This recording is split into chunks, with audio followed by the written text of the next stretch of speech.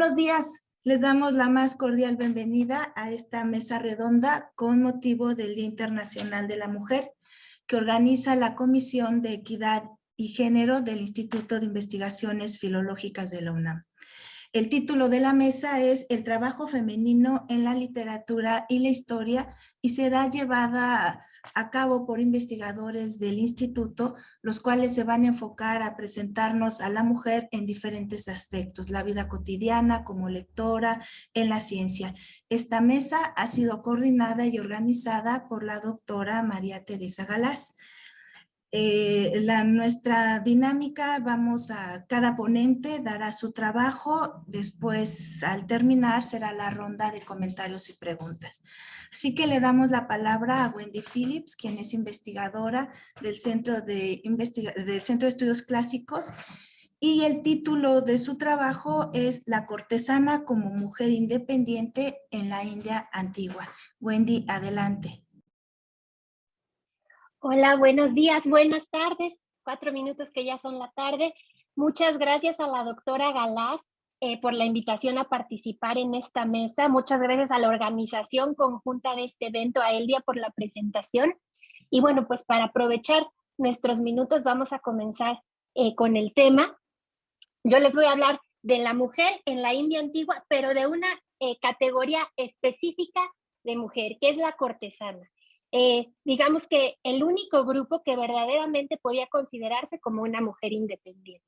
Si me lo permiten, voy a compartir pantalla. Si ven algún error o no me escuchan, por favor avísenme.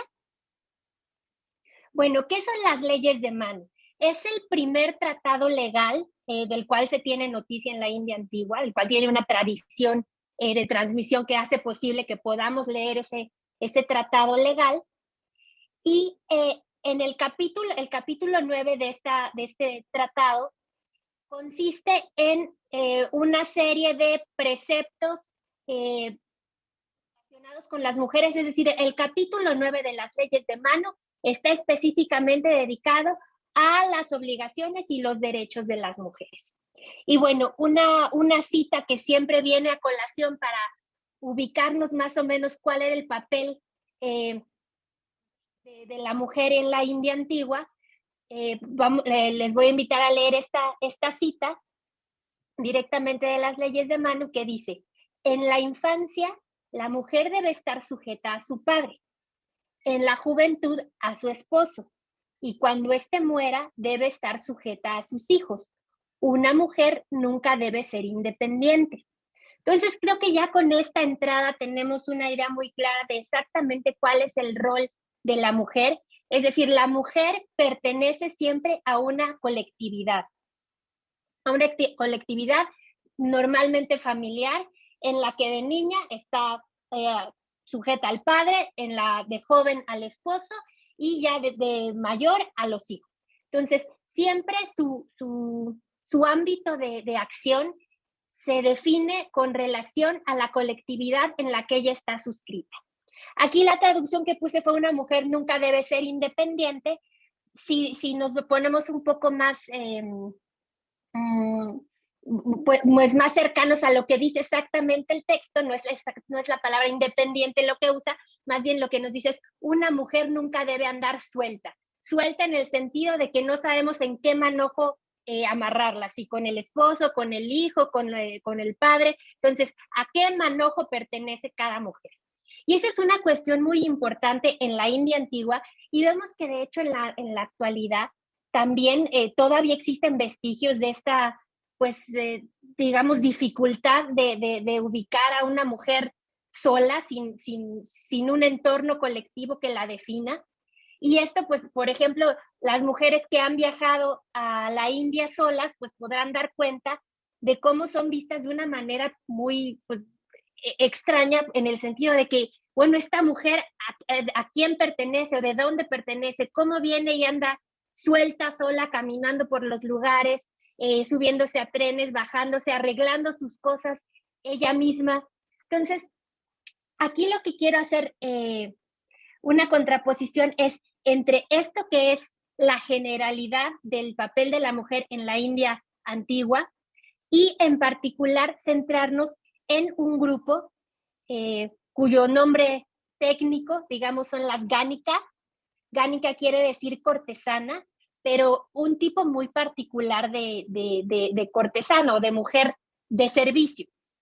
Quiero hacer un poco una comparación entre otros tipos de mujeres que se dedican también a trabajar por sí mismas, sin embargo, no siempre el fruto de su trabajo les toca a ellas. Entonces, primero me gustaría comenzar con la rupa jiva. Rupa quiere decir forma o cuerpo y jiva quiere decir vida. Realmente la rupa jiva es aquella que se gana la vida con su cuerpo o por medio de su cuerpo. Entonces, como aquí nos lo dice, es lo más parecido a la prostitución como la conocemos hoy en día. Una mujer que recibe dinero por el uso de su cuerpo. Las mujeres que se dedicaban a este tipo de prácticas quedaban relegadas por la sociedad y pertenecían a grupos marginados. Es decir, de muchas maneras como ocurre en la actualidad, no solo obviamente en India, sino incluso en nuestro entorno más cercano, la mujer que utiliza su cuerpo para obtener dinero normalmente no participa de una colectividad general, digamos, siempre pertenece a grupos segregados y cuando los clientes acuden a ella tienen que salir de su entorno familiar para entrar al espacio específico y relegado de la prostituta o de la rupa jiva en este caso. Aquí una cuestión muy importante es que normalmente no trabajan de manera independiente. Sí, reciben remuneración por servicios que hacen con su cuerpo, pero esa remuneración no está libre para que ellas organicen lo que ellas quieran hacer con sus ganancias, sino que normalmente por estar marginadas de la sociedad necesitan un entorno de protección que les asegure que van a estar más o menos seguras dentro de sus prácticas y que normalmente es ofrecido por un hombre. Entonces, normalmente tenemos el término muy claro en español, el padrote, que regentea a una o varias prostitutas. Ellas trabajan ofreciendo servicios con su cuerpo y la remuneración que reciben no es directamente para ellas o no en su totalidad, sino que la recibe él y como administrador él decide cómo se van a hacer las cosas. A su vez, también ayuda a procurar clientes y se encarga de la protección o de la seguridad de esta trabajadora que por no pertenecer a ninguna colectividad, justamente no tiene quien la respalde. Entonces aquí vemos, la rupa jiva es una mujer que trabaja, pero una mujer que no goza de los beneficios de su trabajo. Ahora, en contraposición, quiero presentarles la figura de la gánica. La gánica se trata de una cortesana, pero muy especializada. ¿Cuál es la diferencia específica entre una rupa jiva y una gánica? La gánica se construye a sí misma a través del conocimiento. Es decir, la gánica debe ser una mujer de alta cultura y experta en varias artes y oficios. Entonces, su acceso a una educación específica muy rigurosa es lo que la convierte en una mujer con independencia. ¿Qué es independencia? Aquí no solo es que pueda trabajar y salir a trabajar, sino que lo que gane, ella lo puede administrar de la manera que considere. Es una mujer con patrimonio propio, muchas veces muy adinerada, digamos más bien la mayor de las veces muy adinerada, que tiene servidumbre a su cargo. En esa servidumbre se incluye desde luego varias mujeres que le ayudan a distintas cuestiones, pero también varios hombres a los que les paga por su propia seguridad, es decir, la seguridad se la genera ella pagando por los servicios y tiene poder de decisión sobre sus bienes. Es decir, primero tiene derecho a la propiedad, algo que normalmente en la India antigua no existía. La propiedad es siempre de los hombres y la mujer, en cuanto que acompaña a un cierto hombre, tiene acceso a esa propiedad, pero no le pertenece, mientras que la gánica es la mujer que, como se gana la vida y tiene derecho a sus ganancias, puede comprar cosas, vender propiedades, hacerse de propiedades, hacer distintos intercambios, etcétera, etcétera. Y una cuestión muy interesante aquí. Muchas veces se trata de decir que, bueno, la gánica era este tipo de mujer un poco como de negocios, pero para tratar de discernirla de la Rupa Jiva, pues era una mujer que no realmente trabajaba también con su cuerpo. La realidad es que sí, la gánica también trabajaba con su cuerpo, también ofrecía servicios, pero estos servicios estaban también de muchas maneras regulados por ella misma. Es decir, ella se encarga de elegir a los hombres a los que hará compañía, no es que le traigan clientes y tenga que servir, sino que hay una cierta cantidad de pretendientes, si se puede llamar así en ese caso, que buscan acceder a los servicios de esta mujer extraeducada, y ella decide con quiénes quiere estar y con quiénes no quiere estar. Muchas veces, de hecho, esta dinámica es lo que genera gran parte de las ganancias de la gánica, porque los hombres, por medio de regalos, tratan de ganarse el favor de su compañía.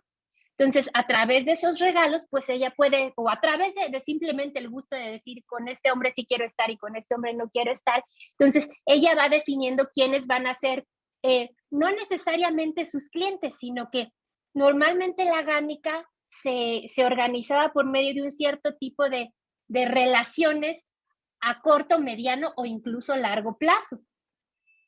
El nivel de intimidad que comparte con estos hombres también es determinado por ella misma. Esto quiere decir, es una mujer que normalmente puede elegir a un hombre y empieza a comenzar una relación que va, pues a lo mejor por los distintos estados que conocemos de una relación. Primero apenas se comienzan a conocer, después mayor intimidad, después se convierten en amantes, etcétera, etcétera. Y la cuestión aquí es que no está obligada a tener solamente uno de ellos, sino que puede tener varias parejas si lo queremos ver desde ese punto de vista. Sería una versión antigua, digamos, del ideal de lo que el poliamor puede ser. Muchas veces algunos de estos hombres que tienen sentimientos por la gánica buscan que ella se aboque solamente a su relación. Y bueno, ¿cómo tienen que hacer esto? Pues ofreciéndole más formas de sustentarse de una manera como ella está acostumbrada, y ofreciéndole pues más prerrogativas. Pero desde luego siempre es ella, porque ella tiene el poder y tiene el dinero, la que decide con cuántos hombres puede y quiere estar. Entonces, lo que aquí vemos es una imagen muy particular de un cierto tipo de mujer, que además resulta ser una mujer que, contrario a la Rupa Jiva, es respetada dentro de la sociedad, tiene un lugar encumbrado dentro de la sociedad. ¿Por qué?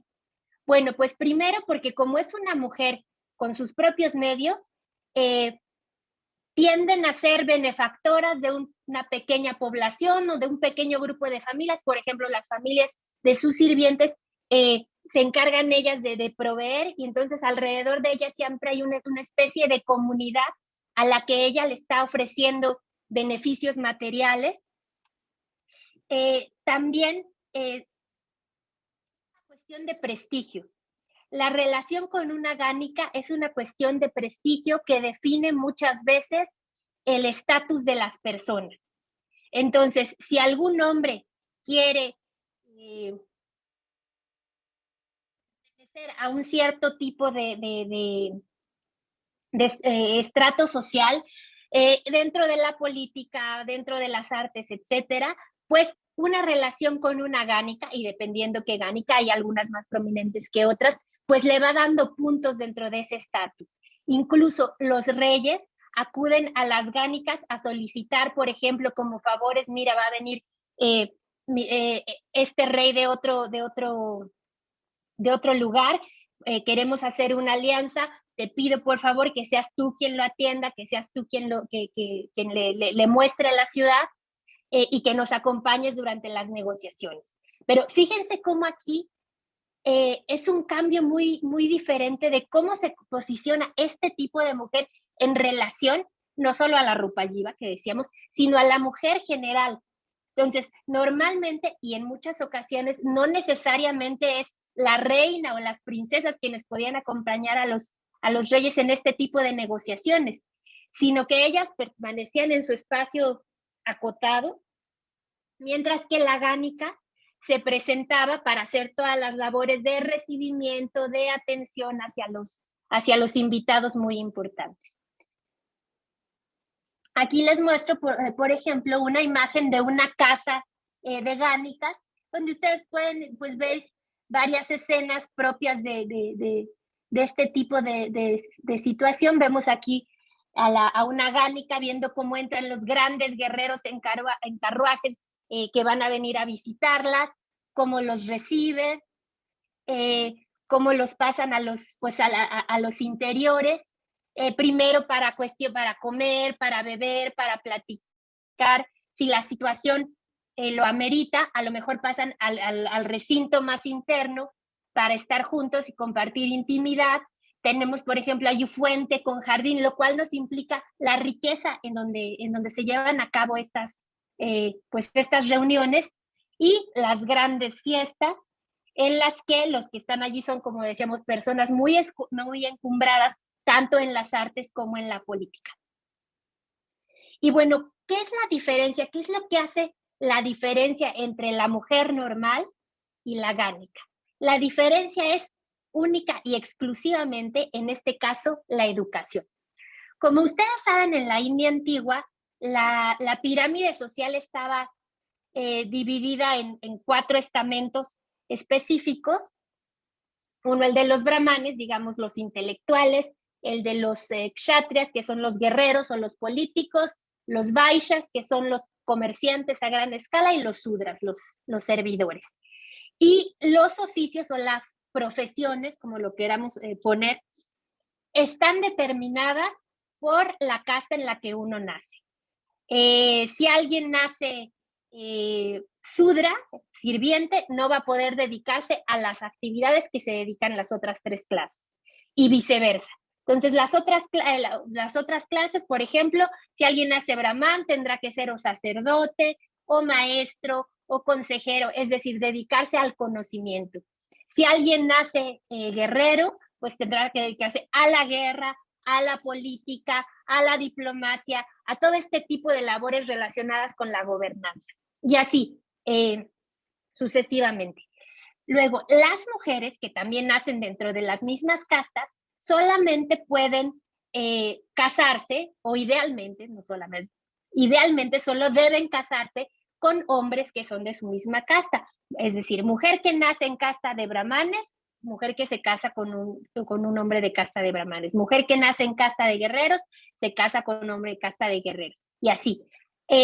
Las relaciones o las uniones entre castas son muy mal vistas, porque se considera que traen desorden para la sociedad, incluso desorden para la división del trabajo. Entonces, dependiendo de en qué casta naciera la mujer, se entendía qué tipo de educación iba a recibir. Digamos que, por ejemplo, las mujeres que nacían en casta de los brahmanes, pues iban a recibir un cierto tipo de educación, sin duda, porque nacen dentro de la casta de los intelectuales, pero de todas formas eso no quiere decir que lleguen a niveles muy avanzados de educación. Igual dentro del grupo de los kshatriyas, digamos, las mujeres que nacen en el grupo de los gobernantes, tendrán desde luego, ahí están las princesas, por ejemplo, tendrán un cierto tipo de educación, pero hasta un cierto nivel. Ahora, la gánica es una mujer que, sin importar la casta que sea, comienza a entrenarse y a educarse desde muy temprana edad en tareas que a lo mejor les puse aquí algunas de ellas para que nos demos cuenta, son formas de conocimiento que a lo mejor no nos saltarían inmediatamente a la imaginación cuando pensamos en una cortesana. Vamos a revisarlas muy brevemente. Entonces, es leer, escribir y dibujar, que bueno, hasta cierto punto pues nos puede parecer normal que una mujer aprenda ello, una mujer de alguna cierta casta. Aritmética avanzada, esto es porque la cortesana se encarga de su administración y tiene que saber exactamente cómo llevar sus cuentas. Luego se encarga de hacer reservas de agua en acueductos y cisternas, es decir, ella sabe cómo planearlas, cómo organizarlas y llevarlas a cabo. ¿Por qué? Porque, como decíamos, a su alrededor, alrededor hay siempre una pequeña comunidad de sirvientes o de familias de sirvientes que están allí y que hacen un entorno alrededor de ella.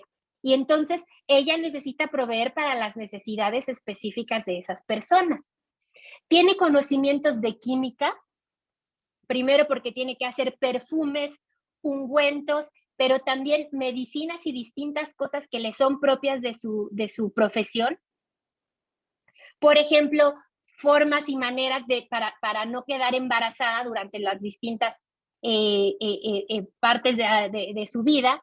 De metalurgia, ¿por qué metalurgia diríamos? Bueno, pues porque muchas veces se le ofrecen regalos, regalos son joyas, y entonces una cortesana debe saber exactamente si lo que le están entregando es una verdadera joya o es simplemente un pedazo de metal pintado o chapado de oro.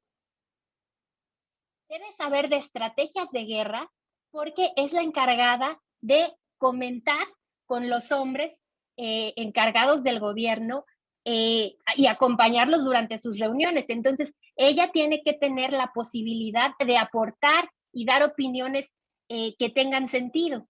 Y también debe ser capaz de manejar la espada, el arco, la flecha y algunas de las otras armas propias de la India antigua, porque primero está a cargo de su seguridad.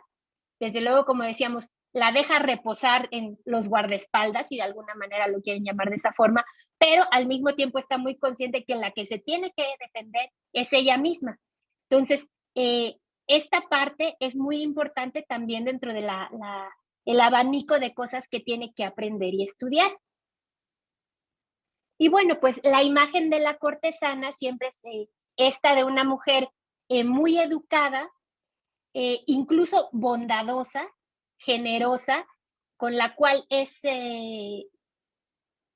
deseable tener trato, no solamente para los hombres, como decíamos, como parte de formar un estatus, sino incluso también para las mujeres, porque se trata de una mujer que es independiente, que tiene todos estos atributos de generosidad y que tiene muchas cosas de las cuales se puede aprender. Entonces, un poco para dejar esta reflexión, me gustaría cortar aquí mi presentación y pues comenzar a escuchar lo que nos van a compartir nuestros compañeros y poder hacer dentro de nuestras mentes alguna reflexión sobre estos distintos tipos de mujer en distintos tipos de cultura y tiempos que siempre nos enriquece. Muchas gracias. Muchas gracias a ti, Wendy. Es un panorama magnífico el que nos diste, muy bien presentado.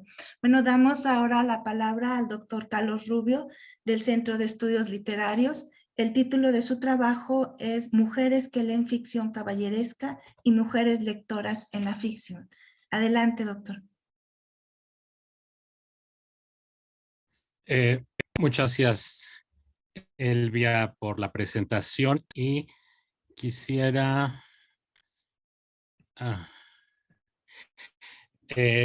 primero que nada agradecer la invitación de la doctora Tere Galaz a participar por tercer año consecutivo en este día, en esta jornada del Día de la Mujer, y luego a hacer un par de aclaraciones porque aunque la mesa gira sobre el trabajo femenino, yo me voy a inclinar por hablar de lo contrario, que sería el descanso como es la lectura.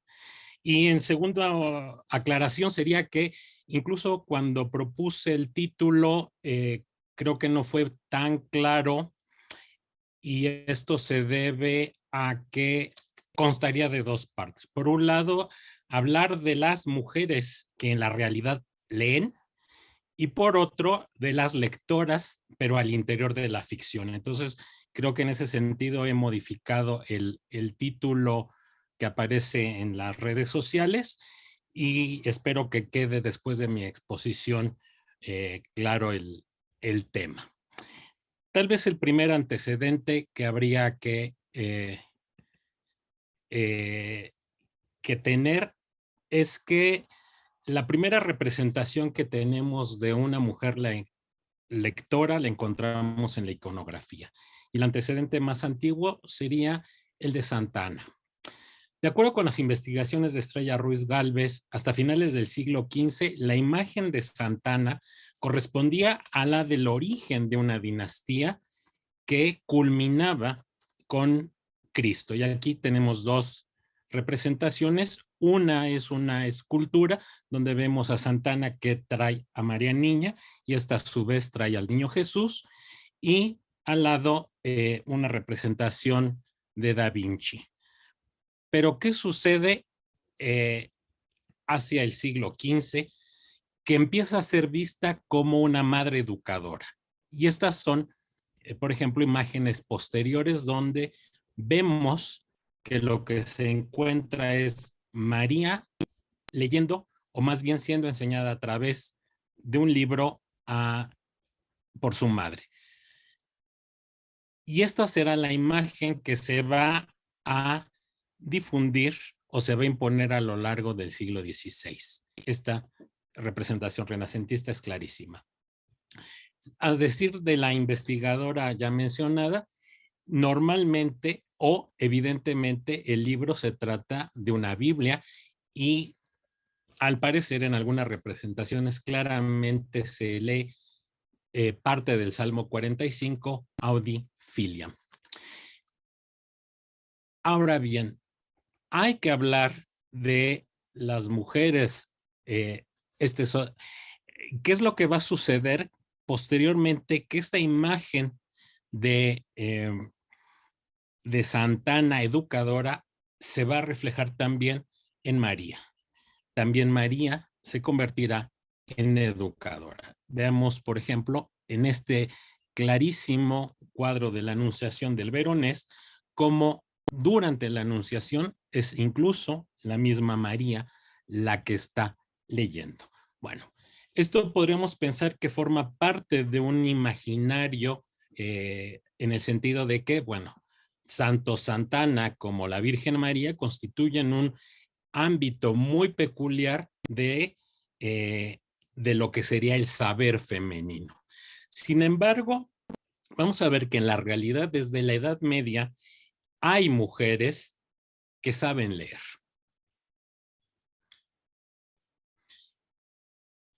Pero lo que quisiera centrarme es que estas mujeres de la realidad leen ficción.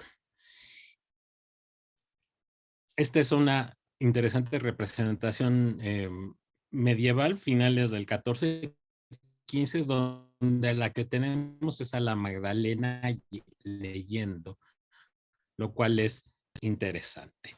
¿Qué es lo que evidentemente las mujeres en la Edad Media tendrían que leer?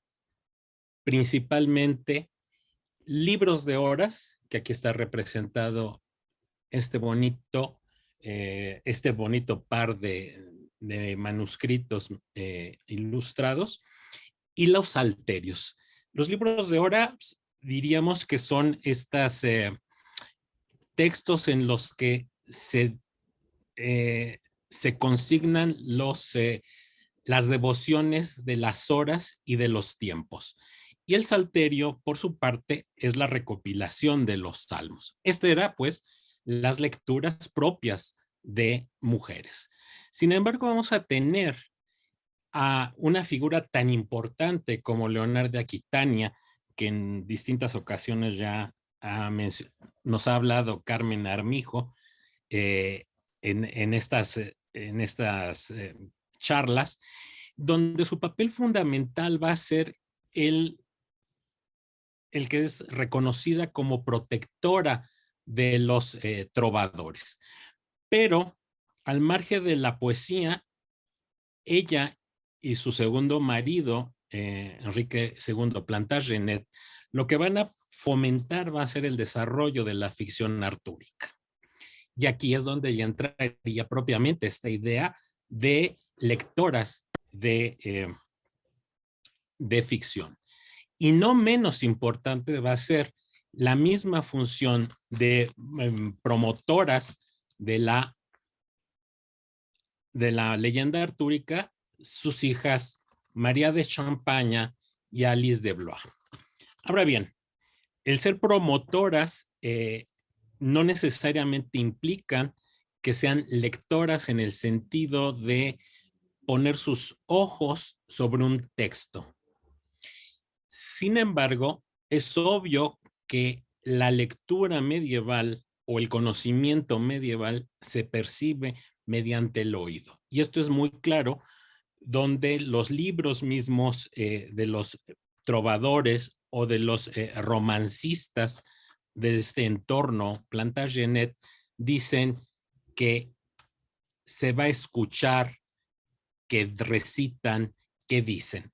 Entonces, esto hay una percepción auditiva, pero es una forma de lectura.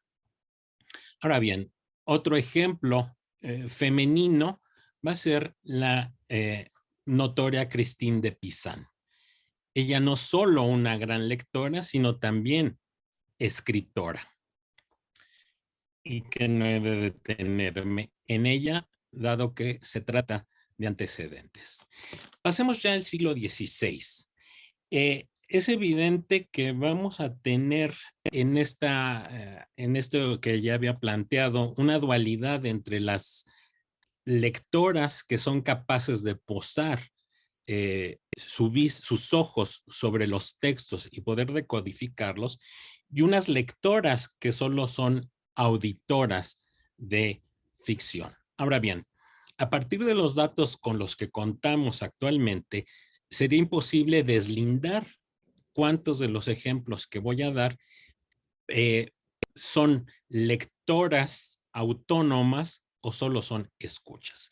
Sin embargo, hay un testimonio importante que es el de Juan Luis Vives. El polígrafo valenciano, en su De Institutione Feminae Christianae, encarece la necesidad de que la mujer sepa leer. Evidentemente, sea capaz de este acto físico de la lectura, ya que las letras la alejarían de las ocupaciones y pensamientos vanos, a la vez que contribuiría a su formación moral.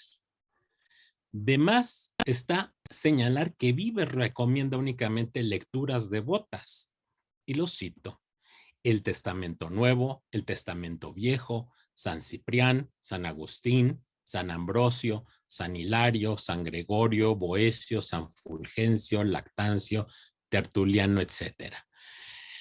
Si bien, curiosamente, incluye algunos gentiles como Platón, Séneca o Cicerón. Y aquí lo importante, y esto quiero que se entienda de las mujeres que son latinas. Las otras, busquen otros libros morales o de santos sacados de latín en romance, como son las epístolas de San Jerónimo y las de Santa Catalina de Siena, los morales de San Gregorio y el Cartujano, Boecio, etc. Y otros libros de esta calidad que los varones virtuosos trabajan cada día de sacarlos a la luz. Aquí hay dos cuestiones importantes que quisiera resaltar. Por un lado, hay mujeres que leen, que son capaces de leer en latín. Y por el otro, lectoras que desconocen la lengua latina, pero que pueden leer en vulgar. Y me detengo en la última parte que cité.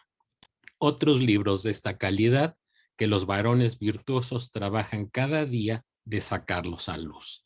Y esto es importante porque veremos que para Vives es importante que las mujeres lean, pero en ningún momento se hable de mujeres que escriban. Esto es, las mujeres están capacitadas para ser receptoras de las letras masculinas, pero no hay ninguna autoridad que les conceda escribir. Y esto creo que es muy importante. Ahora bien, ¿quiénes podían o quiénes estarían familiarizadas con la lectura? Pues básicamente las nobles, las mujeres que ejercen profesiones liberales como la medicina, y en esto voy a darle un pie a lo que más adelante creo que va a hablar Carmen, las artesanas, las comerciantes, profesiones manuales de distintos tipos, las universitarias naturalmente, y esto nos lleva a afirmar, o ha llevado a los críticos a afirmar, que al parecer las mujeres leían mucho más que los hombres. Y esto, diríamos, desde el punto de vista de Vives, era muy bien visto. El problema es sus lecturas. Y evidentemente la ficción caballeresca contó del favor de todos estos estamentos. Y vamos a ver los documentos que tenemos. En primer lugar, encontraríamos a la reina Isabel la Católica, ya que entre su biblioteca se sabe que contaba con 3 volúmenes de libros de caballerías. Un libro de la tercera parte, que es la tercera parte de la demanda del Santo Grial. Otro con la historia de Lanzarote. Y uno más del Merlín, que al parecer tiene también algunos fragmentos del José de Arimatea. Importante, señalaría que el libro de pliego entero está encuadernado, los 3 libros encuadernados en cuero blanco. Parecería un detalle menor, pero evidentemente tener un libro encuadernado da valor a la propiedad. Y sobre todo considerando que no existe el concepto de biblioteca. Los libros se tienen en una arca que normalmente se lleva a donde están los poseedores. Entonces, es importante que en una arca, un baúl, diríamos nosotros tal vez, 3 de los libros que forman parte del acervo cultural de Isabel la Católica sean libros de caballerías. Pero no solo ella, sino la segunda esposa de Fernando el Católico, Germana de Foix, también facilitará o será entusiasta de la literatura de ficción, ya que en su corte, a decir de Marín Pina, proliferaron las diversiones galantes y caballerescas. Otro ejemplo de cómo la literatura de ficción formaba parte de la corte, lo tenemos en un curioso episodio que cuenta Luis Zapata Chávez en su miscelánea, que si bien es importante, lo que él desea destacar es el ingenio de la dama, lo que a mí me interesa es que esta dama sabe leer. Y aquí la cita. Doña María Manuel era dama de la emperatriz Nuestra Señora y leyendo ante la emperatriz una siesta, un libro de caballerías al emperador, dijo, aquí tenemos esto que había mencionado hace un momento, como hay una mujer que sabe leer, decodificar las letras, y hay una mujer, en este caso la emperatriz, que solo escucha la lectura. Bueno, ¿qué es lo que dice la dama? Capítulo de cómo don Cristóbal Osorio, hijo del marqués de Villanueva, casaría con doña María Manuel, dama de la emperatriz reina de España. Finalmente, lo que obtiene esta doncella es afianzar el matrimonio y obtener un regalo del emperador. O sea, esto diríamos sería el meollo de la anécdota contada, pero lo que a mí me interesa resaltar es la capacidad de leer y de leer en voz alta. Y si bien el hijo de Carlos V fue poco aficionado a la ficción en general, no así su esposa, pues la reina Isabel de Valois en 1563 compró 7 novelas. Y esto claramente lo dice el inventario, compró 7 novelas. No sería extraño que una de ellas o algunas más hayan sido de caballerías. Y en el entorno de esta misma reina nos encontramos con la princesa de Éboli, Ana de Mendoza de la Cerda. A partir de lo que dice Rocío Vilches,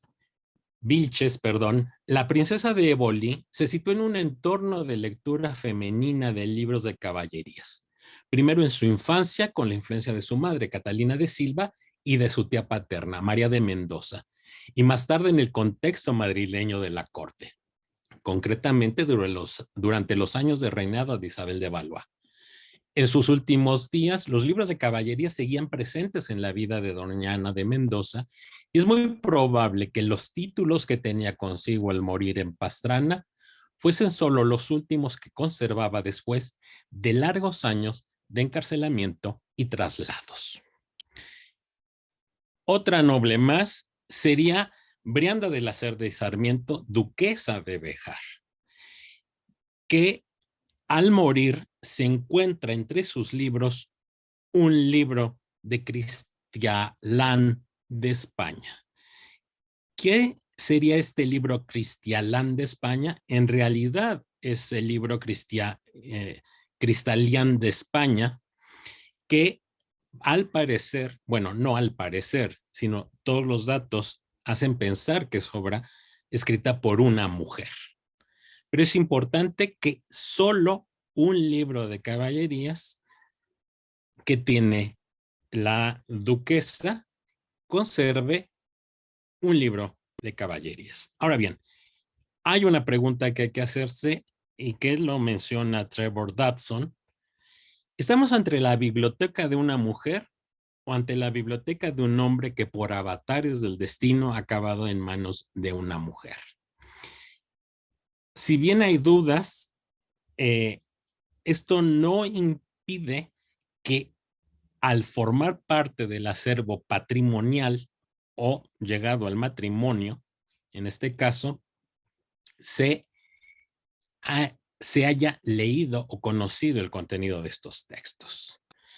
Ahora bien, otra señal de que las lectoras podían conocer los libros de caballerías los encontramos en las dedicatarias de los libros de caballerías. Raro sería que estas obras de imaginación se dedicaran a quien no gustara del género, por lo que puede ser una prueba de la afición a estas tipo de obras. Así, y mencionaría, a pesar de no ser propiamente una ficción, como Juan Luis Vives, el de Instituciones Feminae Christianae, lo dedica a Catalina de Aragón, la primera esposa de Enrique VIII, como todos sabemos. Mientras que el desconocido autor del Platir la dirige a Pedro Álvarez Osornio, pues con ella podría servir a vuestra señoría y a la marquesa, mi señora. La marquesa es María Pimentel. Feliciano de Silva dedica la cuarta parte del Floricel de Niquea a María de Austria, hija de Carlos V y esposa de Maximiliano. Mientras que Esteban Corbera envía a Febo el Troyano a la ilustrísima señora doña Menchía Facharca y de Zúñiga, marquesa de los Vélez y Molina. Por su parte, el Valerián de Hungría está destinado a doña Mencía de Mendoza, paradójicamente una discípula de Luis Vives. En Portugal, Francisco de Moraes dedica el Palmerín de Inglaterra a ilustrísima y muy esclarecida princesa doña María, infante de Portugal, filla del rey don Manuel e hermana del rey don João III. Pero también existe este más general dedicatoria del Florando de Inglaterra a los caballeros, dueñas y doncellas de la ínclita ciudad de Ulicea. También encontramos monjas entre las lectoras de los libros de caballerías. Sabido es que Santa Teresa era una asidua lectora y de alguna manera recrimina que esta culpa se le debe a su madre. Mi madre era aficionada a libros de caballerías y no tan mal tomaba este pasatiempo como yo lo tomé para mí, porque no perdía su labor, sino desenvolvíamos para leer en ellos y por ventura lo hacía para no pensar en los grandes trabajos que tenía y ocupar sus hijos que no anduviesen en otras cosas perdidas. Y dice, era tan extremo lo que en esto me embebía, que si no tenía el libro nuevo, no me parecía tener contento. Testimonio de primera mano. Mientras que Lucía Mejías y Marín Pina, por su parte, documentan que la agustina María de San Josep, hacia finales del 16, leía en voz alta libros de caballerías a las monjas enfermas. Más común es que las lectoras comunes y corrientes también fueran aficionadas. No tenemos, claro está, datos precisos ni de las librerías ni de las lecturas de estas mujeres. ¿Qué es lo que nos da la pista para saber que existe esto? Evidentemente, la censura de los moralistas. Aquí como Luis de Granada, donde habla de los peligros de leer estas cosas. O Juan de la Cerda, que se pregunta qué tienen que ver las armas con las doncellas. Nada. O Benito Remigio Noidens, que en la historia moral del rey Momo advierte, huyan de los libros, de las novelas y caballerías. Alguno incluso que le llama, es un veneno de escorpiones. Otro ejemplo es lo que sucede en una casa señorial, donde Antonio de Portugal nos cuenta cómo vino un caballero muy principal para su casa y halló a su mujer, hijas y criados llorando. Sobresaltóse y preguntóles muy congojado si algún hijo deudo se les había muerto. Respondieron en lágrimas que no. Replicó más confuso, pues ¿por qué lloráis? Dijéronle, Señor, hace muerto Amadís. Un último testimonio, aunque tardío ya, pues corresponde al Guzmán de Alfarache, nos remite o nos informa del alquiler de libros. Dice de estas mujeres, otras muy curiosas que dejándose de vestir, gastan sus dineros alquilando libros y porque leyeron en Don Belianís, en Amadís o en Esplandián, si no los sacó acaso del caballero del Febo los peligros y malandanzas en que aquellos desafortunados caballeros andaban por la infanta Magalón, etc. Todas las lecturas que menciona, todos los títulos son libros de caballerías. Pero ahora sí, pasemos, y creo que muy rápidamente, a solo unas pequeñísimas muestras de lectoras en la ficción. El primer testimonio que tenemos proviene de María de Francia, curiosamente una escritora mujer. En uno de los lives, Jonek nos presenta a una vieja dueña que lee en un salterio para su ama, la protagonista del relato. Como ya lo dije al principio de mi intervención, el salterio sería un texto religioso y por tanto le gustaría tanto al marido de la dama como al buen al buen Luis Vives. ¿Dónde encontramos ya la lectura por placer? En un román de Chrétien de Troyes, donde una doncella que iba leyendo un libro por placer, una novela.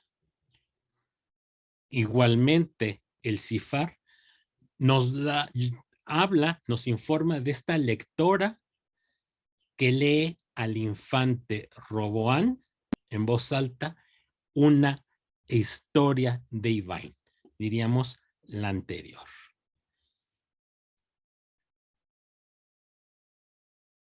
aquí vamos a ver cómo incluso las lectoras, cómo el entretenimiento que producen los libros de caballerías en esta crónica de Don Mexiano de la Esperanza, bastante tardía, por cierto. ¿Quiénes son las lectoras en los libros de caballerías? En primer lugar, las mujeres sabias. Como estas que desencantan a Amadís.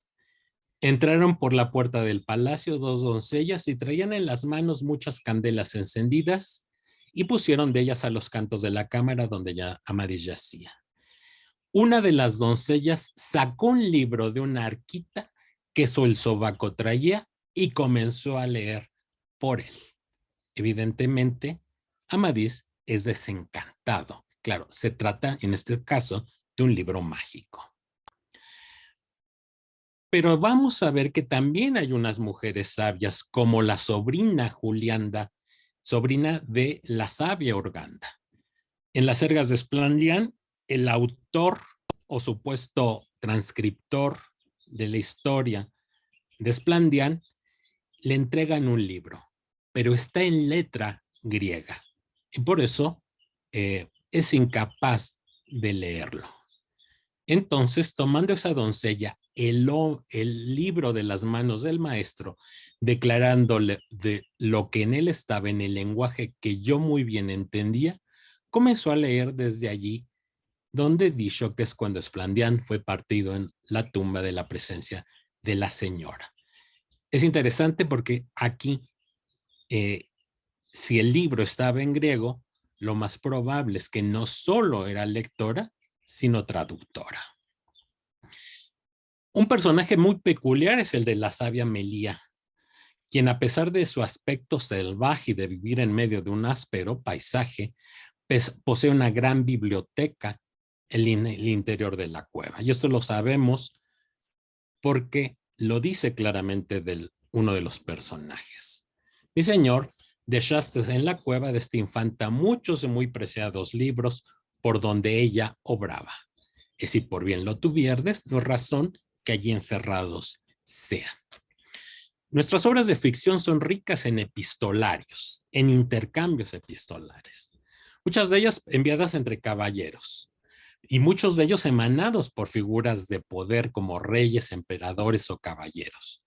Pero hay también un espacio para cartas enviadas por mujeres, de las que no me detener, pero sí de las que las mujeres leen. Un ejemplo de carta amorosa. El caballero del Cupido le escribe a su dama. Y con aquello tomando la carta, derramando infinitas lágrimas, la abrió y leyó que así decía. Lo importante es, así decía. Que lo lee. También el infante Turián, en el Florizando, el rey Rolando le envió una carta a la infanta Sabina donde le descubre su encendido amor. Y como ella la leyó y sabía aquella pasión. También tenemos cartas de carácter noticioso, como esta de Turián, donde le informa que había vencido la batalla y muerto el rey Diácolo, su enemigo. Desde que Floreta vio la letra de Turián, besóla muchas veces, dando gracias a Dios por la victoria que le había dado en la batalla. También en Tablante de Ricamonte, el héroe Jofré se ve precisado a renunciar a su amada por razones que le explica en una carta. Y tomó un criado suyo y enviólo con cartas al padre y a ella. Y por aquella palabra que le había dado, le enviaba a aquel mensajero por donde le hacía saber que la reina lo quería casar en la corte y que no podía salir de su mandado, que le rogaba lo perdonase, que no era más en su mano. Cuando la doncella leyó la carta, pensó morir. Y aunque no vemos el acto de lectura de la carta, en Flores y Blancaflor sabemos que el rey de Galicia y Portugal escribe su mujer. Y escríbele el rey a la reina de esta manera, etcétera. Cupidinea recibirá el reclamo del caballero de las doncellas y la princesa leyó la carta que lo siguiente decía, etcétera. Oriana tendrá noticias de Esplandián cuando Amadís le dice, mi señora, ved esta carta de vuestro hijo. Y otra madre que también tendrá noticias de su hija será la reina Garrosilea en el espejo de príncipes y caballeros. Leyó la carta a la reina holgándose de saber que era de su querido hijo. Hay también lectoras de textos que le descifran a pesar de no estar dirigidas a ellas, como la que muestra Esplandián a Carmela. Esplandián le dijo, mi doncella y mi amiga, leed estas cartas y ellas vos mostrarán la causa de mi desventura. La doncella tomó las cartas y cuando vio la respuesta sañosa de la infanta, comenzó a reír.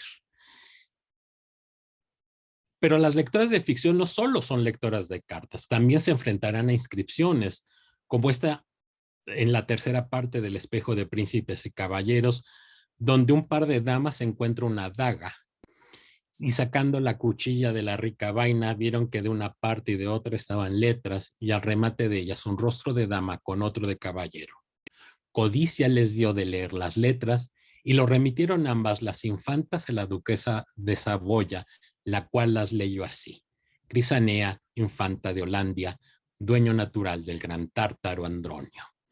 Pero también Olorina será capaz de leer las letras inscritas en la piel de Esplandián, donde podrá reconocerla. Me he ocupado de algunas de las mujeres que leen, pero no hay que olvidar que el proceso de la lectura indica también la posibilidad de la escritura. Y sí, ciertamente hay mujeres que escriben, y no solamente mujeres que pueden documentarse, que escriben ficción, sino que escriben cartas dentro del mundo ficcional. Sin embargo, esto ya no es tema que me pueda dedicarme y no queda sino más que agradecerles su atención. Muchas gracias. Gracias a ti, Carlos. Realmente otro excelente panorama del quehacer de la mujer con el libro. Ahora vamos a darle la palabra a la doctora Carmen Armijo, del Centro de Poética. El título de su participación es Trótula, la médica de Salerno del siglo XII. Su participación va a estar dividida en dos partes. Primero ella nos va a desarrollar su investigación y después va a haber una intervención musical de parte del doctor Manuel Mejía Armijo. Así que adelante, doctora. Bueno, pues muy buenos días a todos, a todas. Y en primer lugar también quiero agradecer estas bellas jornadas que organiza Tere Galás, pues cada año, y no solamente organiza eso, sino también organiza unos cursos, unos seminarios de las mujeres a través de la historia, ¿no? Entonces para mí es un gusto poder presentar en esta ocasión a unas de las mujeres medievales del siglo XI o XII, porque muchos no saben realmente la fecha, muchas veces ponen su nacimiento 1097 y otros lo ponen 1197, pero es de los siglos XI y XII. Y me refiero a la médica de Salerno del siglo XI o XII, a Trótula. Bien, bueno, entonces el título del evento que estamos es el trabajo femenino en la literatura y en la historia. Y entonces pensé, y también Tere, en esta gran mujer, Trótula, la médica de Salerno del siglo XI o XII. Y bueno, había hecho otra presentación con otro color, pero realmente como esta es una mujer de Salerno, de Nápoles, el color de Nápoles es este color amarillo. Es un color amarillo que va entre el café, anaranjado, etc. Entonces, Trótula de Salerno, su perfil biográfico, que es muy breve, nace en Salerno. Voy a poner la otra. Nace en Salerno y pertenece a la antigua y noble familia de Ruggiero. Es una mujer muy activa y famosa en torno al año 1050. Se casa con el célebre médico Giovanni Plateario el Viejo.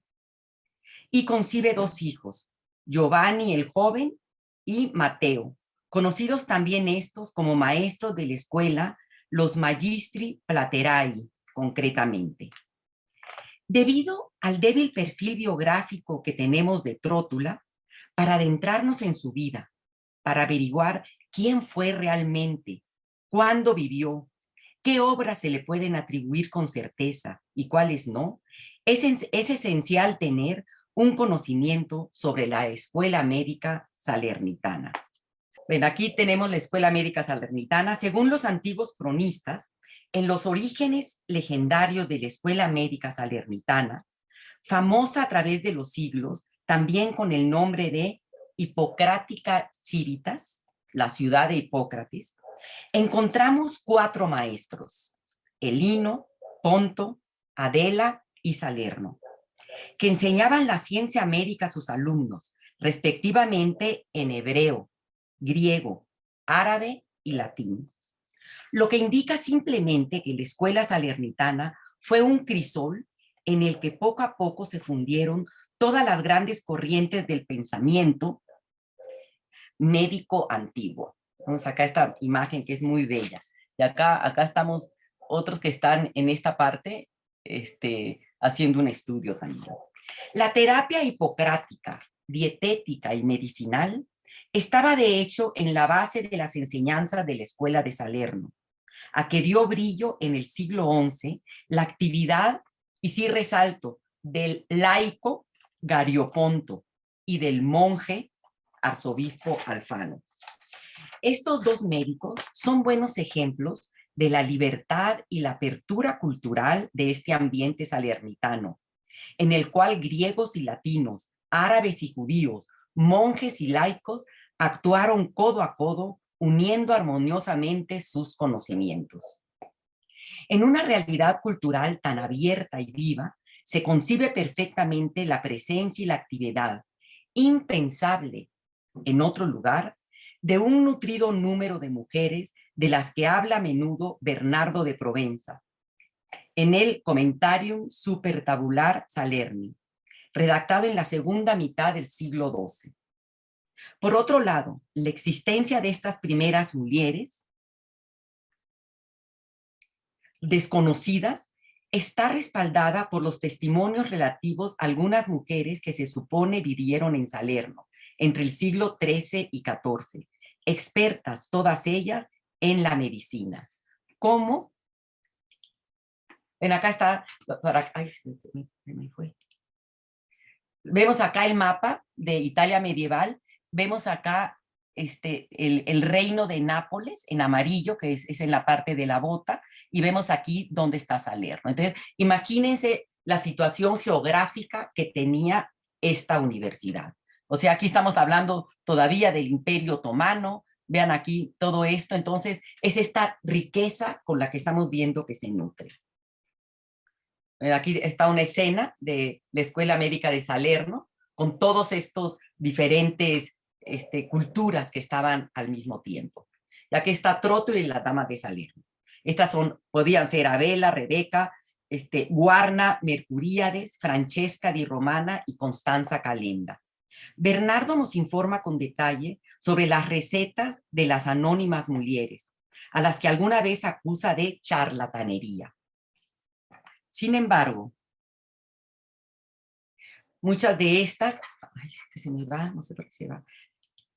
Sin embargo, una de ellas, ya no puse específicamente qué se ocupa, pero muchas de estas mujeres se dedican a las enfermedades de la peste, de la lepra, etc. Vemos aquí estas atendidas por mujeres también. Respecto a Trótula, Rodolfo Malacorona, normando de noble estirpe, que antes de hacerse monje había realizado en Francia profundos estudios de medicina, llegando de visita a Salerno en 1059, comenta que no encontró a nadie que fuera capaz de hacerle frente en la ciencia médica, excepto una noble dama culta. Se refiere a esta Trótula. Trótula, ¿Real o legendaria? Salvatore Renzi, en el siglo XIX, contribuyó más que nadie al redescubrimiento y a la justa valoración de la escuela médica salernitana, la Sapiens Matrona. Se ha identificado siempre con Trótula, a propósito de la cual se escribió también que fue una de las mujeres más bellas de su tiempo y que en 1097, siguiendo su funeral, había un cortejo de más de 3 kilómetros. Se trata de detalles o de noticias no verificables que, acumulándose y sumándose en el tiempo, han contribuido a dar vida y seña de identidad a la figura de Trótula, fascinante pero legendaria, que se ha convertido en fácil blanco de una crítica filológica más o menos hábil y declaradamente misógina, como vamos a ver más adelante. De este modo, la Trótula verdadera, la que realmente existió y obró en la realidad salernitana del siglo XI y XII, difícil de identificar porque su perfil biográfico, como hemos visto, es muy breve y se ha visto coronado por el paso de los siglos, pero siempre autora al menos de un breve tratado médico y otro de cosmética. Ha estado a punto de ser excluida de la historia y de entrar a formar parte solo de un mundo fantástico de la literatura y del folclore. Sin embargo, los estudios y descubrimientos de estos últimos años han permitido arrojar luz sobre este problema y nos permiten reconstruir con mayor claridad las dos historias, a veces paralelas y a veces coincidentes, de la Trótula real y la legendaria. Y esto no es muy difícil en la Edad Media, hacer esta unión del personaje real con el personaje legendario. Solamente pensemos en el Mío Cid. En el Mío Cid, que es un personaje real, pero que se ha confundido ya con el mítico, el legendario. Y del Mío Cid, que se dice que en muchas guerras de diferentes siglos, dice: gracias a Mío Cid, yo gané esta guerra. Bueno, entre los siglos XIII y XIV, continuaron circulando sobre mulieres salernitae insinuaciones que dañaban su reputación profesional. Se les atribuían las características de hechiceras y alcahuetas, más que de comadronas y tocólogas. Sin embargo, por diversas circunstancias, su notoriedad se difundía cada vez más también fuera de la ciudad, y con ella crecía la fama de Trótula. Obras. En los siglos XII y XIV, cuando el nombre de Trótula había alcanzado la máxima celebridad, le era comúnmente atribuida la autoría de 2 obras. Una es esta primera, es el De Ornato Mulierum, Ornato Mulierum, conocido también como Trótula Minor. Vean aquí esta edición, que es muy bonita. Este es un tratado realmente de cosmética, en el cual se facilitan a las mujeres consejos para conservar y aumentar la propia belleza y para curar las enfermedades de la piel. En él se cita a menudo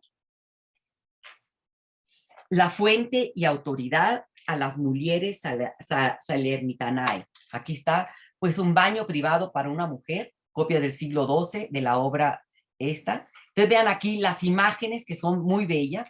Mamás, una cosa importante, este tipo de obras en este siglo XII-XI.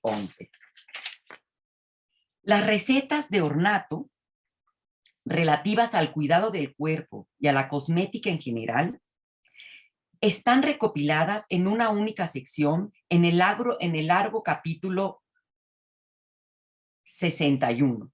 Revelan una sensibilidad y una delicadeza pues propia, realmente muy femenina, ¿no? Es aquí en este libro.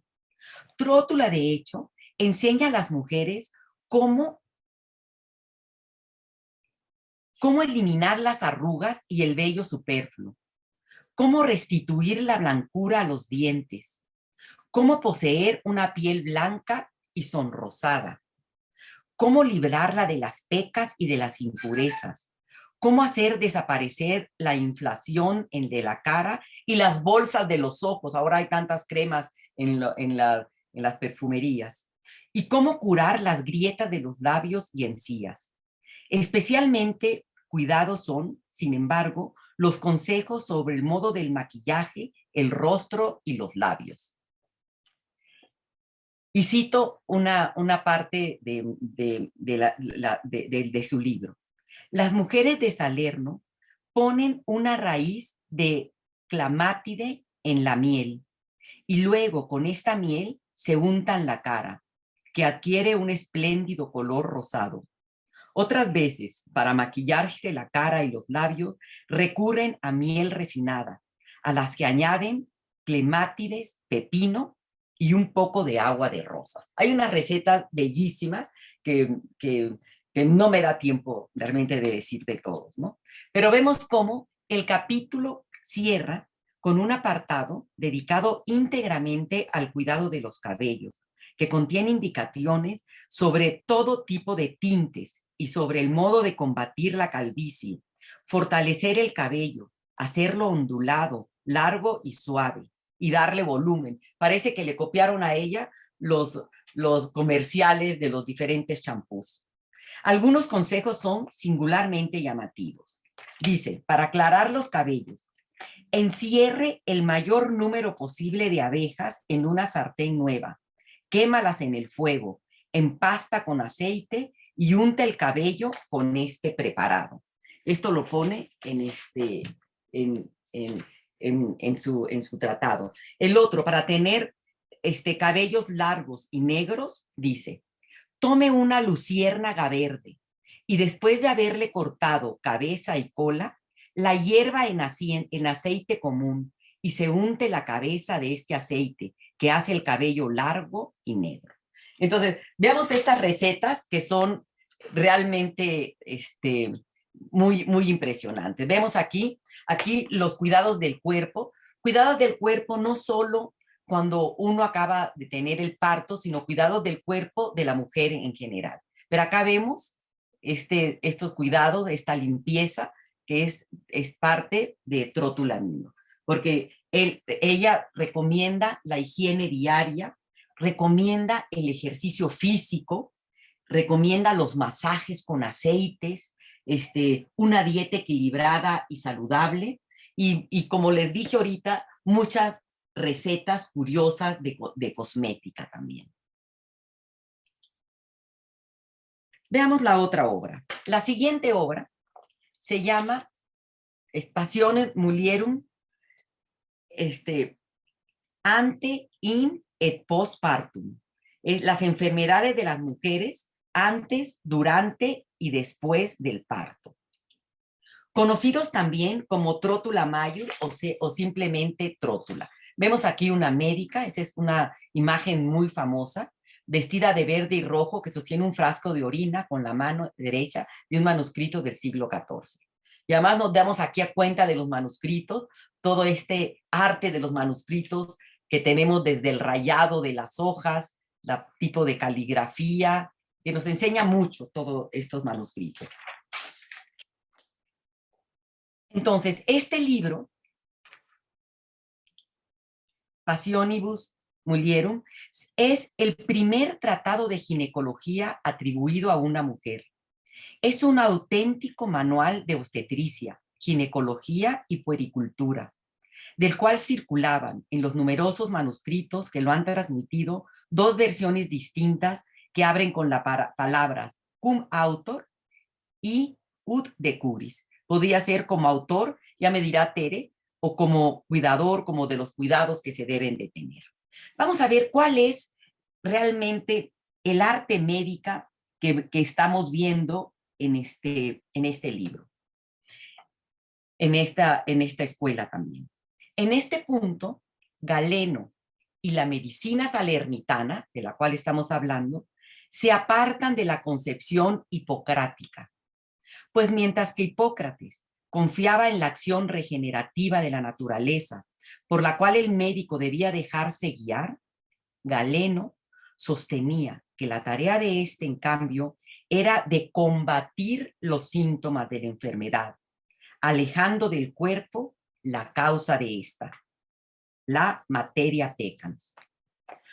Un aspecto fundamental del arte médica era también la relación que debía establecerse entre el médico y el enfermo durante la primera visita. Esto es importantísimo, este contacto personal que vemos. Dice, el médico, cuando llega a la cabecera del enfermo, le mira a los ojos, le toma el pulso y le habla con él.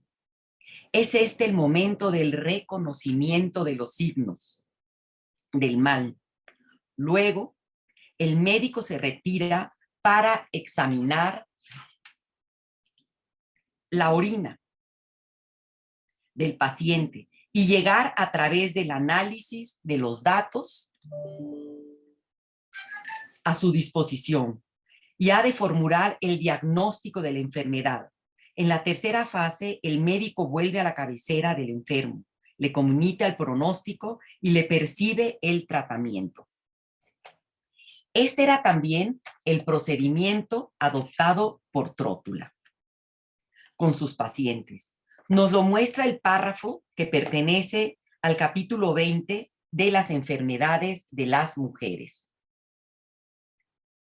dedicado a las complicaciones que pueden surgir después del parto.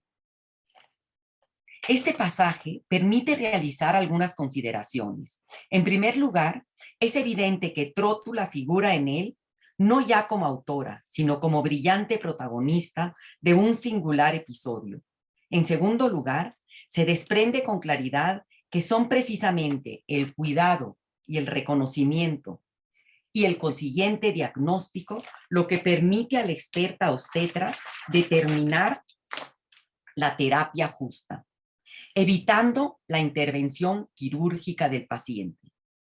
Y esto es mucho más relevante cuando se piensa que tal intervención, con toda probabilidad, había sido aconsejado erróneamente por médicos masculinos, a los que se les llamaba maestros del arte, mientras que Trótula, que se le denomina despectivamente no magistra, sino quasi magistra, o en otra versión, tamquam magistra, vemos que en justificación la Trótula sí tenía un contacto directo, personal, con las que estaban las parturientas o con la enfermedad que tenían. Un médico ya le había diagnosticado que se tenía que operar, pero Trótula con su acercamiento ve que no. Entonces vemos que en justificación de los médicos masculinos debe precisamente que no llevaban a cabo un verdadero reconocimiento ginecológico, porque las mujeres pudoris causa no permitían al médico ni siquiera examinar el aparato genital. Este, por tanto, debía diagnosticar de forma indirecta, basándose inicialmente en el relato de sus colaboradores, con las consecuencias que hemos visto. Entonces, vemos aquí cómo es tan importante en todos estos trabajos del parto la presencia de la mujer. Y Trótula como una de las primeras ginecólogas que hay. Aquí vemos una ilustración en el caso de sofocación uterina del siglo XIII, siempre con la presencia de las mujeres. Mujer recostada en cama, rodeada por sus cuidadores y médicos abajo. Todas estas imágenes que a los médicos les gusta mucho porque dice a veces son parecidos, a veces no. Pero aquí lo que tenemos, lo pongo, y aquí toda esta importancia de el contacto directo con las parturientas. Y si nosotros vemos en todos los partos, en todas las imágenes del parto, ya que Carlos nos enseñó estas imágenes también, de la Virgen también como lectora, todos los partos van a estar acompañadas siempre por mujeres, siempre con la figura femenina. No va a haber un parto donde vaya a aparecer un hombre también, ¿no? Fama de Trótula. La fama de Trótula se difundió rápidamente. No, me falta una cosa de esta parte de la... Bueno, para demostrar cómo en las enfermedades de las mujeres encuentra plena aplicación la doctrina salernitana de los humores de origen hipocrático galénico. Basta la cita del capítulo 3 dedicado a la menstruación. Entonces dice, puede suceder a veces que por exceso de calor en la sangre causado por la bilis amarilla, pero trata todo este tema de los humores, que es muy importante en la medicina medieval. Fama de Trótula. La fama de Trótula se difundió rápidamente más allá de Salerno y de Italia.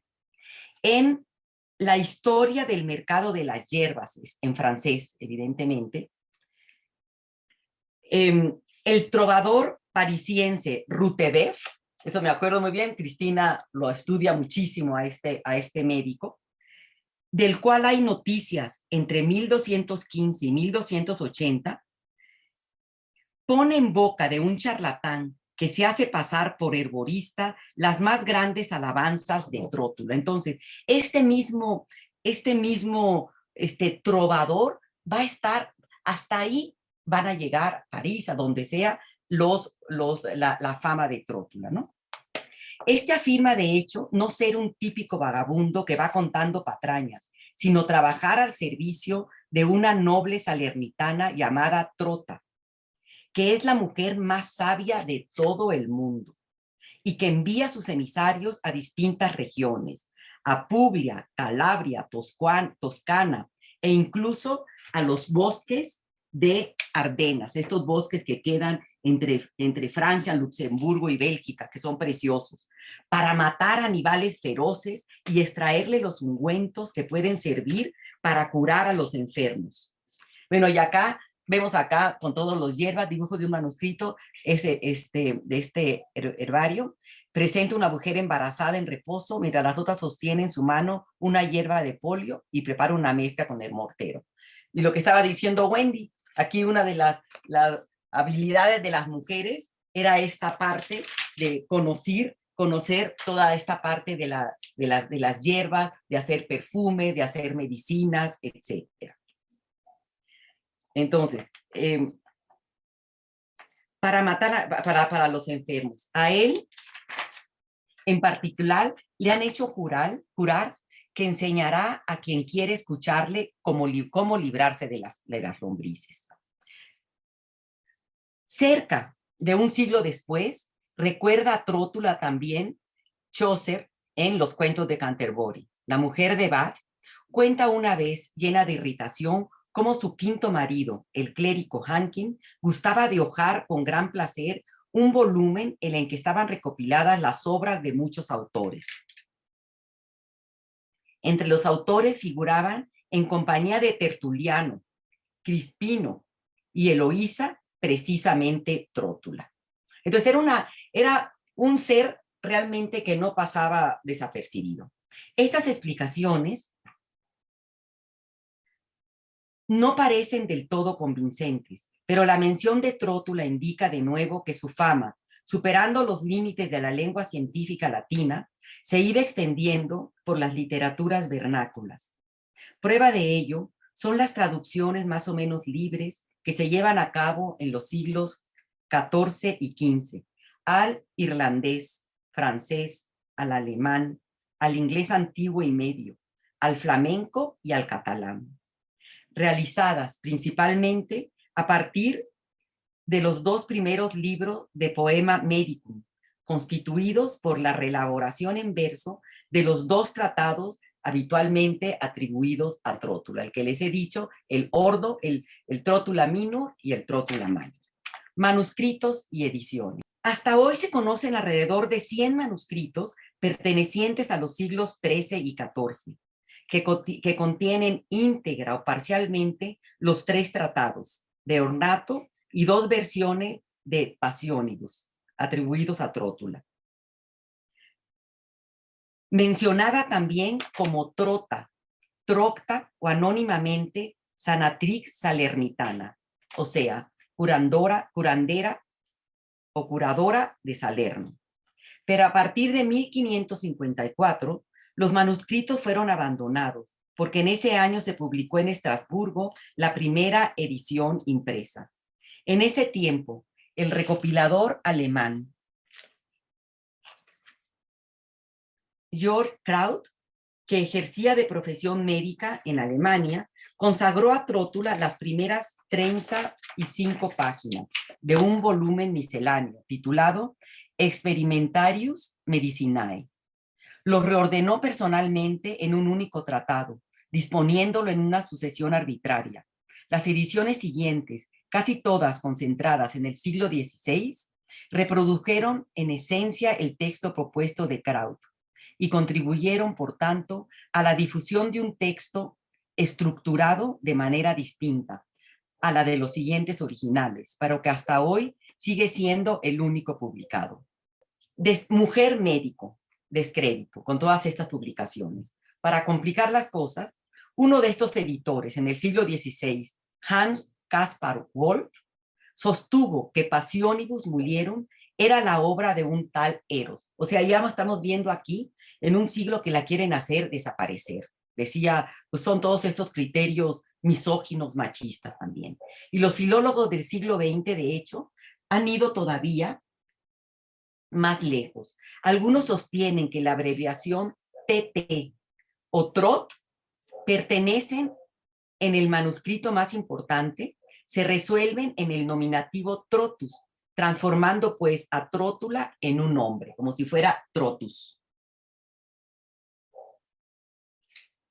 Una curiosa figura como si fuera un nombre. Otros la ponen en relación a Dan Trott, una curiosa figura del folclore inglés ligada al mundo de la infancia. Se trata en realidad de una vieja Norse, siempre acompañado de un bufo gato. Con estos comentarios machistas, la Trótula salernitana, que entre los siglos XII y XIV era considerada la máxima autoridad en problemas de salud, de higiene y de belleza femenina, estaría a punto de cambiar su sexo o a renunciar a existir. Ella fue la que realmente lideró el grupo de mujeres médicas en Salerno, y para ella, como vemos, la importancia del cuerpo que tenía, ¿no?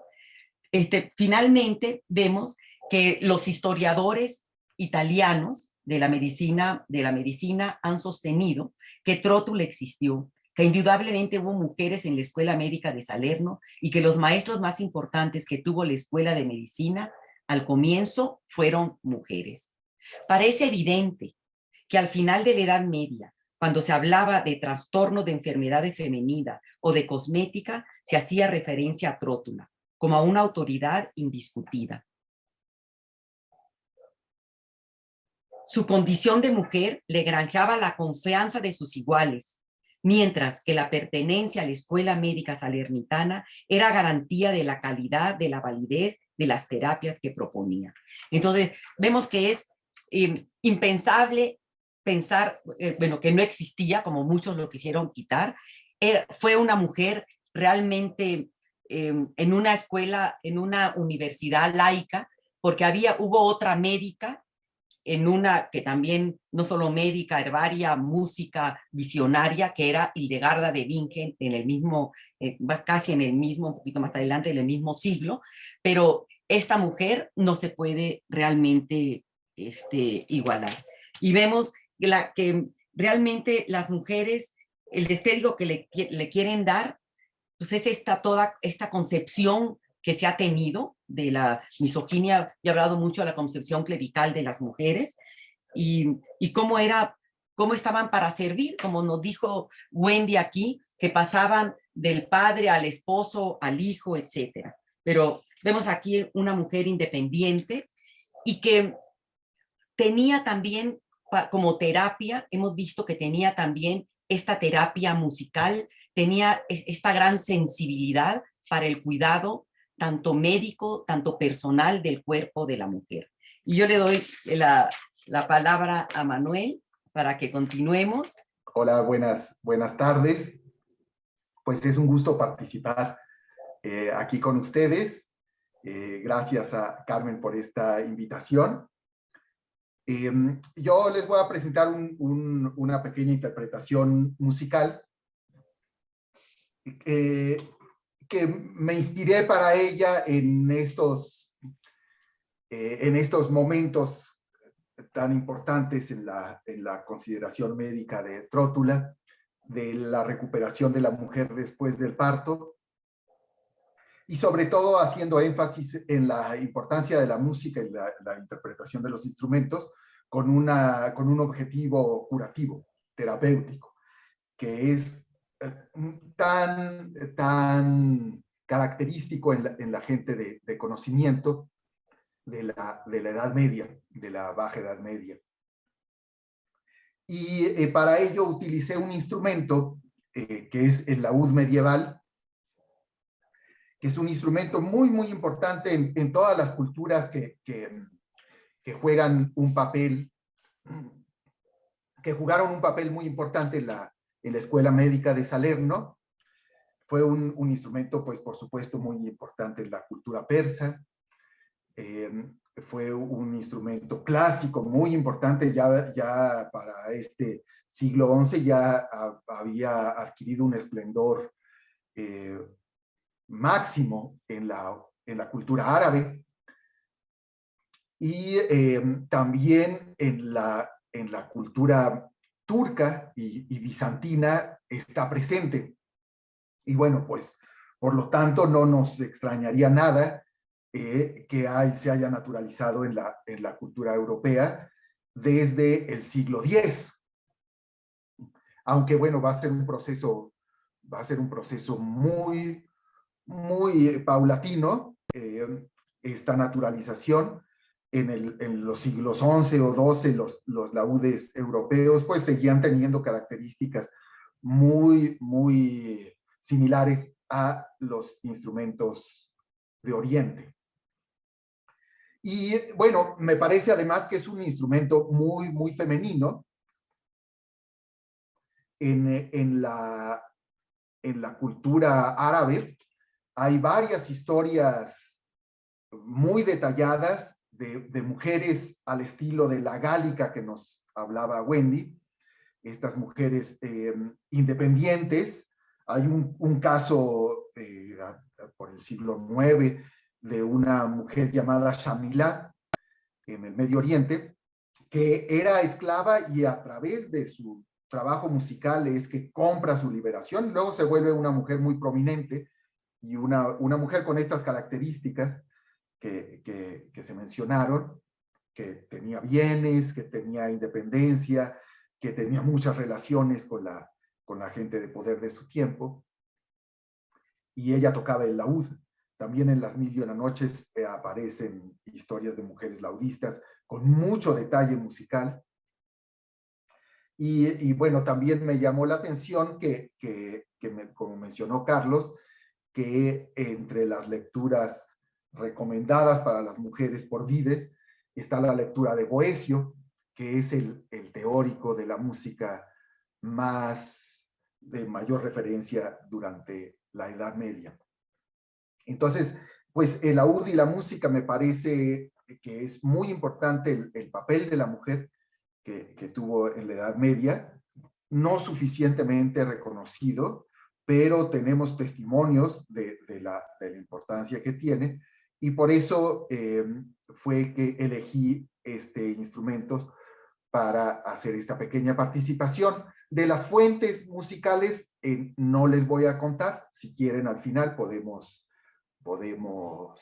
platicar. Ahí va a aparecer, a lo mejor las reconocen ustedes, las fuentes musicales que tomé. Entonces voy a poner compartir pantalla.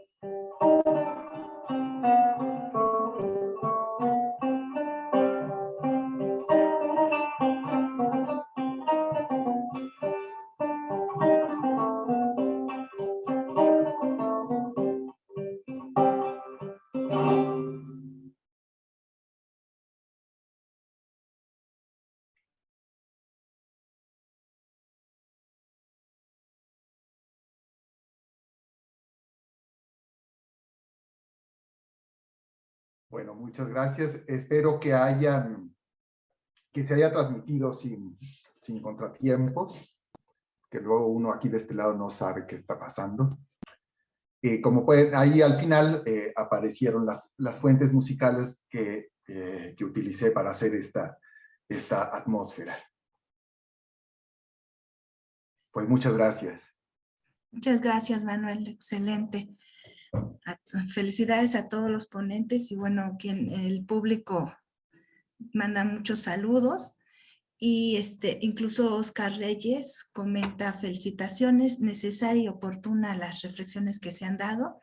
Y por su parte, Andrea Flores, además de mandarles felicitaciones, hace una pregunta al doctor Carlos Rubio que dice, además de cartas, ¿ha encontrado ejemplos de damas que escriban y lean textos más breves como poemas, letras y motes en los libros de caballerías?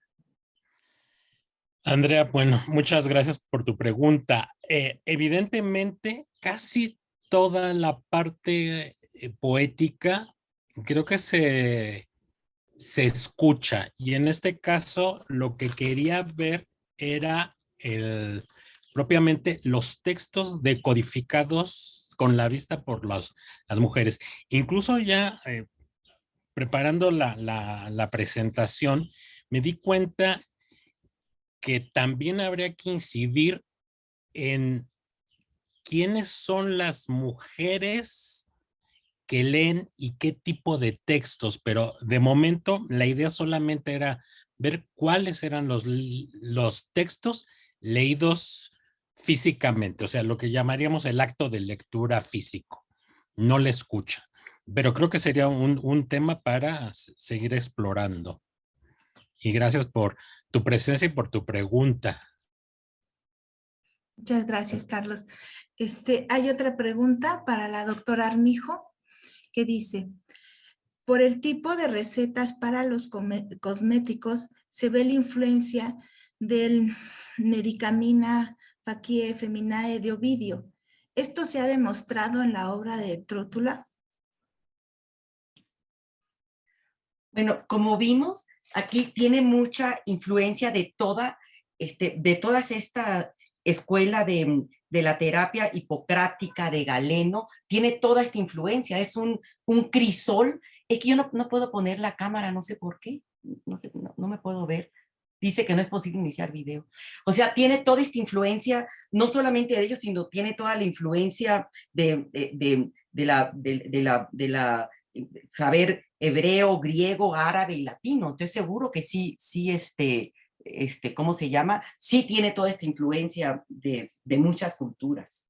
Es algo casi nunca visto, porque y de todas las mujeres, como yo digo, qué bueno que Manuel puso esta música bizantina, porque ya no hablé mucho, pero sí tiene toda esta influencia también de Bizancio, porque lo vieron en el mapa, cómo está ahí todo tan junto, ¿no? Entonces es una característica de esta universidad, pues muy grande, muy abierta, con monjes y laicos, con todas estas culturas, con las mujeres, etcétera. Pero exactamente no podría decir precisamente lo que está preguntando, pero sí es toda esta cultura, pero sí tiene unas recetas muy, muy extrañas, la verdad. Bueno, no muy extraña para ellos, no, pero sí tiene con esta mezcla de animales, de hierbas, de muchas cosas, ¿no? Aquí tiene otra, si no es con las abejas, lo puede obtener con huevos y con retama de azafrán, la herbolaria era muy, muy importante, era muy importante. Muy bien, gracias. Bueno, Angélica Arreola dice felicitaciones a todos los ponentes, excelentes y muy ilustrativas participaciones. Miguel Barahona manda saludos desde Honduras al doctor Carlos Pacheco y la doctora Silvia Aquino hace el siguiente comentario. En el mundo griego antiguo existieron eterias famosas, entre otras Aspasia, mujer de Pericles. La lectura de mujeres se dio hacia los siglos I a.C. y después sobre novelas. En las novelas hay mujeres lectoras. Ese es el comentario Qué bonito. de Silvia Aquino. Bueno, sigue. Lo mismo en torno a la medicina. Por ejemplo, en la Ilíada se menciona a Agameda, conocedora de hierbas medicinales, y muchas mujeres griegas desconocidas. Felicidades por sus ponencias. Ese comentario de Silvia Aquino. Muchas gracias, Silvia.